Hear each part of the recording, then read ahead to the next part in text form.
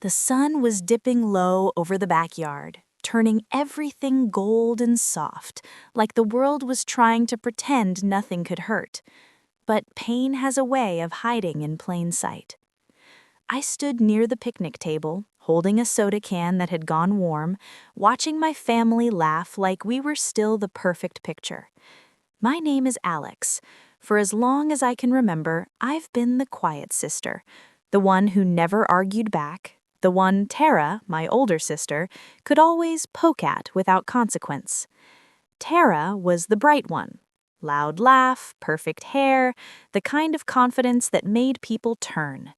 2 years ago, she married Blake, a Navy SEAL fresh off deployment. Tall, calm, eyes that saw everything. The whole family treated him like royalty, and me?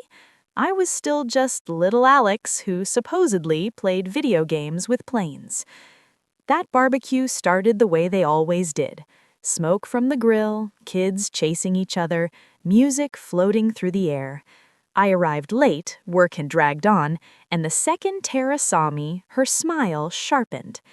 "Hey, fly girl," she called, loud enough for everyone to hear.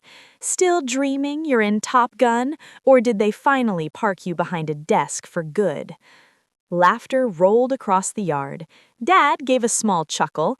Mom murmured, "Tara," but it had no weight. Heat climbed my neck, the same old burn from childhood when she'd mock my grades, my clothes, my dreams of flying fighter jets.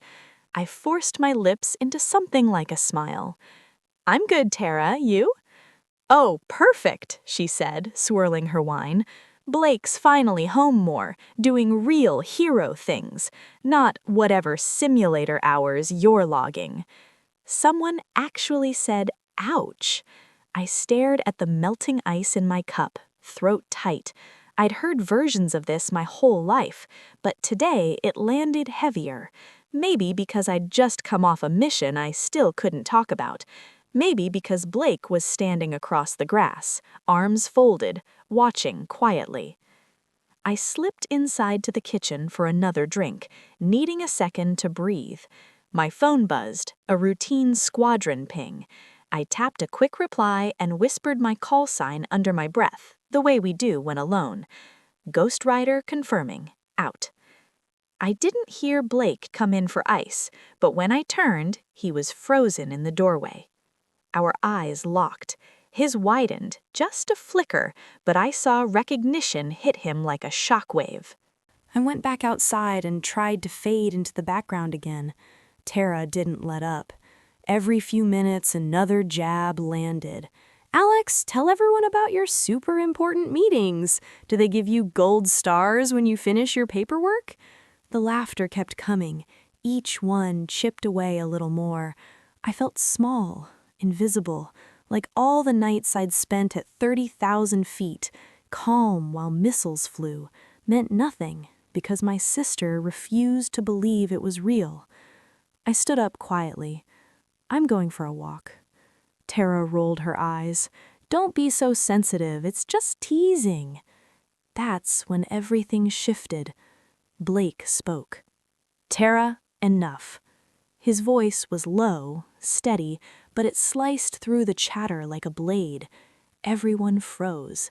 She blinked. "What? It's funny." He didn't look at her. His gaze stayed locked on me. "Alex," he said, softly. "Ghost Rider." The backyard went dead silent. Even the kids stopped moving. Tara frowned. What call sign? She was probably talking to her gaming friends, or... Blake took one step forward. "Ghost Rider kept my team alive 2 years ago. Category 4 storm, hot LZ, no visibility. Everyone else pulled out. She stayed on station. 6 of us owe her our lives, including me." The words landed like thunder. Tara's face went white. "Wait, what?" Dad's mouth hung open. Mom pressed a hand to her chest. Blake continued, calm but unyielding. "I didn't know she was your sister, but I know that voice. I know that handle. and I know what it cost her to sound that calm when hell was breaking loose around us. Tara looked between us, eyes filling fast. I didn't know. I thought you were just... I was awful. I'm so sorry."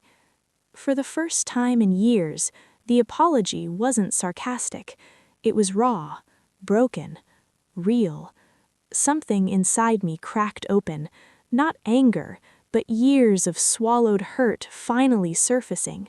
I took a shaky breath. "I never needed you to know the details, Tara. I just needed you to believe I could be more than your easy target." She nodded, tears streaming. "I see you now. I swear I do." Blake placed a gentle hand on her shoulder, not in anger, just steady support. Then he looked at me again. "Ma'am," he said quietly, "thank you, again." The rest of the night shifted completely. People approached me one by one, quiet, respectful.